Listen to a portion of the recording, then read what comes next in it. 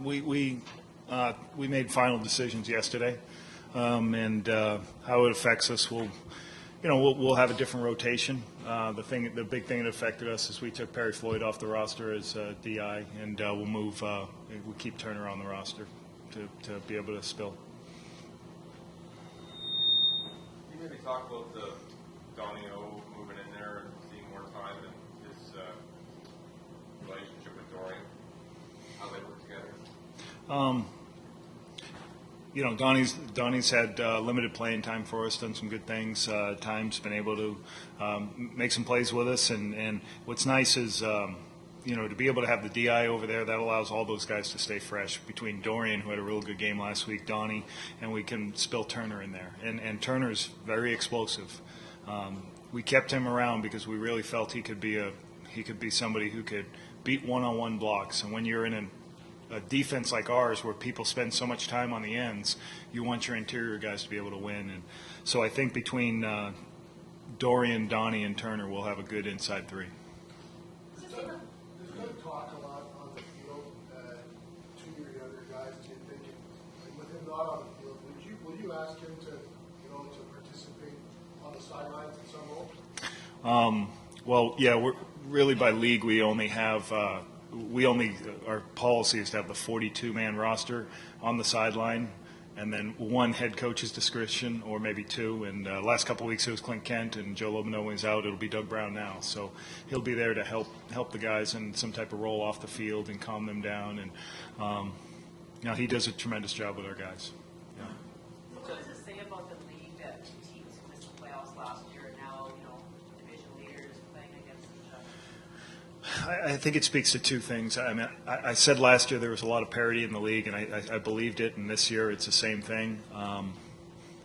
Also the fact that you're not too far away, and you're from being good, and you're not so good that you're not far away from losing. And so some teams with a 2-3 record, I'm sure, could easily be 5-0. We're 4-1, and been fortunate to win some games, and I'm sure Edmonton could easily be 3-2 themselves. So there's parity in the league. I think that's the biggest message, and that both teams last year have come back refocused between Edmonton and Winnipeg to improve. Paul, can you talk about just your relationship with Davis? I know you're two head coaches, and there's a lot of eyes on you, but is it going to be fun for you to kind of look across and see him? I wouldn't. Truly, we don't get into that at this point. I don't think any coach goes, "Hey, there's my friend over there." I think the neat thing is, being a younger. I think last year I was the youngest head coach. Now Kavis is. It was really neat when that happened, to be able to, have a guy was able to work in our organization and did a great job, and then able to move on. It speaks well to our organization, and he's been a friend of mine since 2001. We worked together in the Argos way back then, and so I'm happy for him. I'm happy for Eric Tillman, people that that I've knew from my Saskatchewan days, and you knew when those guys get there, they would do a good job. And again, it speaks what I say is the parity in this league. First of all, the quarterback play is much better than it was the previous year. They're not turning the ball over. I think they're tied with us with turnover margin, being the top in the league. And they're running the ball better. Defensively, they're not giving up as many big plays as they had before either. So those are a couple of key points that we believe in. And anytime, I guarantee you last year at this point, either Winnipeg and Edmonton were close to the bottom at turnover margin. And when you flip it the other way, you win more games. Turnaround in your organization this year is a function of something that you're doing differently this season, and how much is the logical evolution of what you had last year? As people ask me that question, how many things have you done different than from year one to year two? I think we have some different players more than anything. I wouldn't say how we prepare our players, how we go about doing our business has changed too much.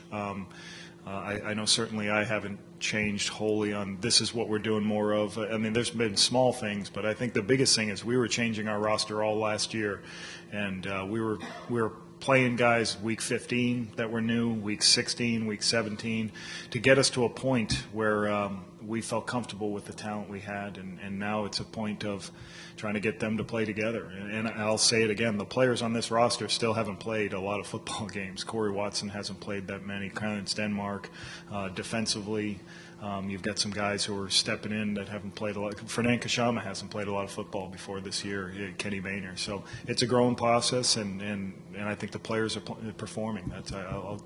I'll tip my hat to the players. This is his first week back, and he practiced very well. And I talked to him today. He was out on the field running, and so it looks like he's held up. And so we'll see how he feels for the next week. And the one thing I did tell him is he's got to earn his way back. I mean, he's not guaranteed just coming back. And with how well, we're starting to get some consistency out of the receiving core. We'll have to make a decision whether we flip it again and try to rejig this or just keep going. So Greg's done a good job, and we like him a lot. He's been a good pro. Should be, yes. Finding teams getting to the run a little earlier, trying to thwart your pass rush, and is that something that you can counter by having a stronger inside presence? I think no team wants to. It's hard because I think no team wants to be one-dimensional against us, and I mean, but if they can't run the ball, it's going to be hard for them.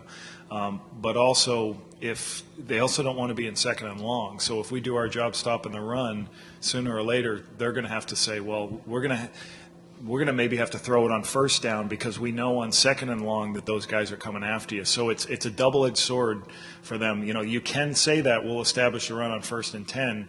But if you're in second and long all game, well, that those we're going to come after you with whether it's pressure, 4-man, 5-man, 6-man. So they also have to get their first downs on first down so some teams need to still throw the ball to have explosive plays. So it's a balance they have to play. But we want to make teams one-dimensional, and that's part of our goal tomorrow. What's happened to Perry Floyd?